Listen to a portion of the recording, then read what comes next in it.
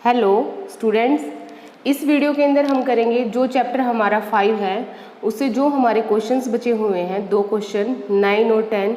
कई सारे बच्चों के कमेंट आए थे इन क्वेश्चंस के लिए, क्योंकि ये एक्सपेरिमेंटल बेस्ड क्वेश्चन है। ओस्मोसिस का जो क्वेश्चन है 9 क्वेश्चन एक्सपेरिमेंटल बेस्ड क्वेश्चन है ये, और जो 10th क्वेश्चन है वो अभी जो रिसेंटली हमारी NCERT बुक आई है उसके अंदर गिवन है 10th क्वेश्चन, नहीं तो जो पुरानी बुक्स है उसमें 10 क्वेश्चन नहीं गिवन है। तो देखिए हम 9th और 10th क्वेश्चन का सॉल्यूशन करेंगे इस वीडियो के अंदर।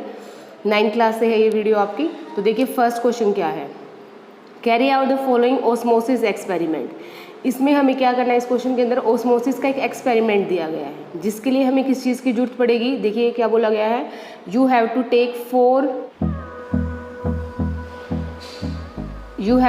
4 peeled potatoes halves and scoop each one of them to make potato cup. One of these potato cups should be made from a boiled potato. Put each potato cup in a trough containing water now. देखिए हमें क्या करना है इस activity में, हमें लेने हैं 4 पोटैटो लेने हमें। ये पोटैटोज़ हैं हमारे।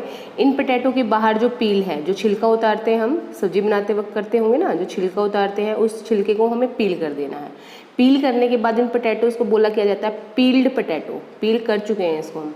और इस तरह से जो पील्ड पोटैटो लेने हैं हमें, उसके कितने नंबर लेने हैं हमें 4। कितने पोटैटोज़ लेने हैं 4। इन 4 के 4 पोटैटोज़ में से जो एक पोटैटो होगा हमारा, वो एक पोटैटो होगा बॉइल्ड पोटैटो। मतलब जो हमें एक आलू लेना है वो कैसा होगा हमारा, बॉयल होगा। और जो बाकी जो 3 आलू होंगे हमारे से कि ये है और ये है, इसको मान लिया हमने ले लिया, ये कैसा पोटैटो है, बॉइल्ड पोटैटो। इसको हमने बॉईल कर रखा है। बॉईल करने के बाद इसकी पील को हमने रिमूव कर रखा है। ये पील रिमूव कर दी हमने सभी की, चारों पोटैटोज़ की।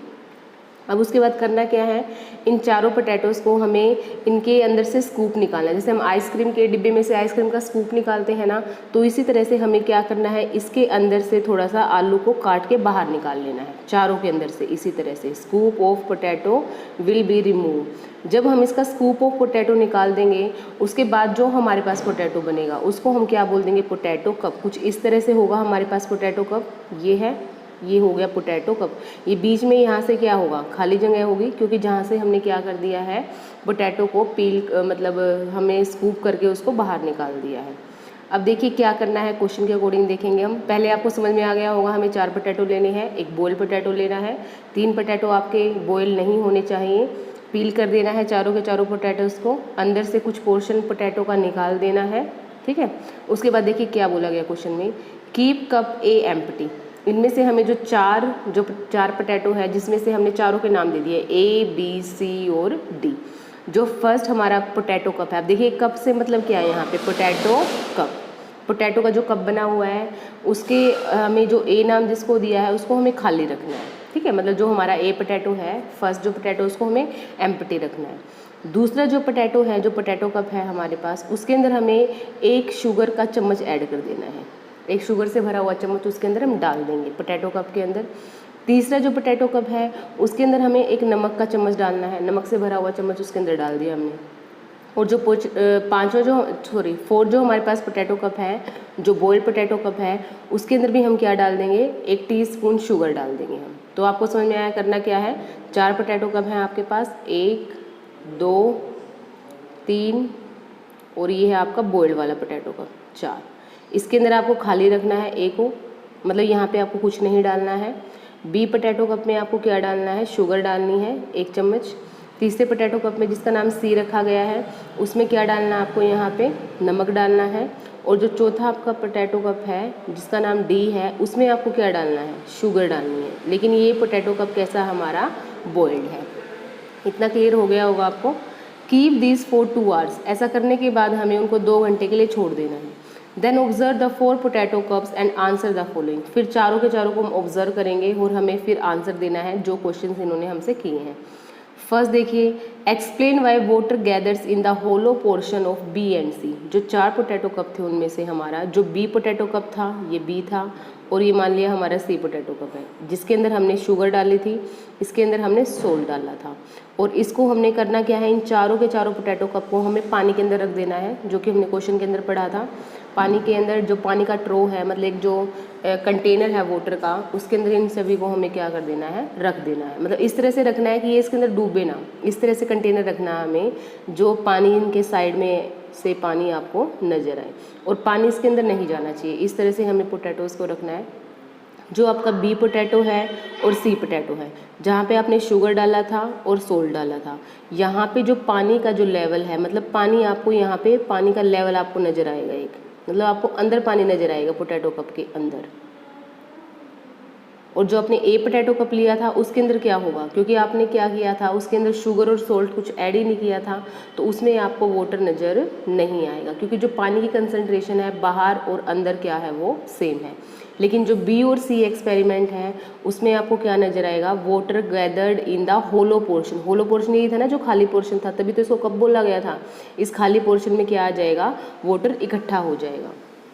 अब आगे देखिए, why is the potato a necessary for this experiment. Potato ए को क्यों लिया गया है, कंपेयर करने के लिए कि शुगर और सोल्ट जो हमने बी और सी में डाला है, ए में नहीं डाला, तो ए में क्या चेंज आया, क्या नहीं हुआ ए के अंदर। Explain why water doesn't gather in the hollow out portion of A and D. और जो ए और डी एक्सपेरिमेंट है हमारा, जो पोटैटो कप है, वहाँ पे वाटर क्यों गैदर नहीं होगा, जो खाली जगह है, होलो कप है वहाँ पे। ठीक है, तो आंसर देखिए, सोल्यूशन देखिए क्या है।